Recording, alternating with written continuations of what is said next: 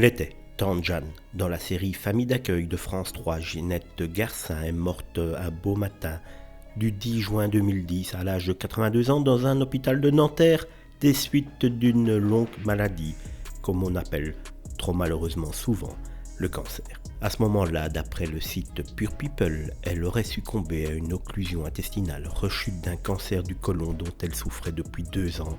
Elle a joué quasiment jusqu'au bout.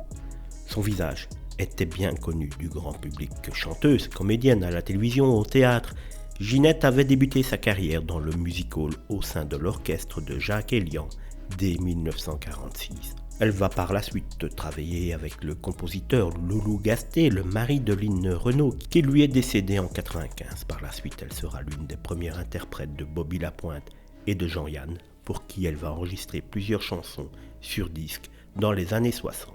Dans les années 70, Ginette Garcin s'était tournée vers le cinéma sous la direction d'un certain Michel Audiard. Le drapeau noir flotte sur la marmite, ou encore de Jean-Yann. Tout le monde il est beau, tout le monde il est gentil, et Yves Boisset Dupont-Lajoie.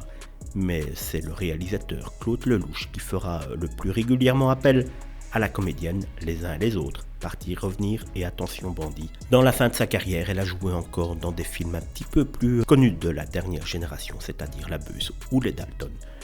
Une carrière cinématographique prolifique qui ne l'empêcha pas non plus de s'installer sur le petit écran entre 87 et 91. Rappelez-vous, Ginette Garcin joue le rôle de la belle-mère dans la série Marc et Sophie diffusée sur TF1.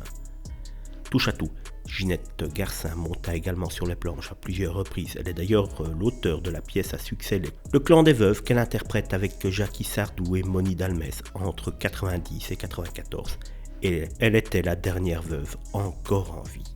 Jusqu'au bout, cette figure populaire aura exercé sa passion dans la série Famille d'accueil, mais aussi depuis 2008 aux côtés de l'humoriste Raphaël Mesrahi dans son spectacle Monique Edmond des Caisses 12. Ambitieuse et positive jusqu'au bout, elle venait même de signer pour reprendre la pièce Toc Toc avec son ami Gérard Hernandez, quelques jours seulement avant de décéder.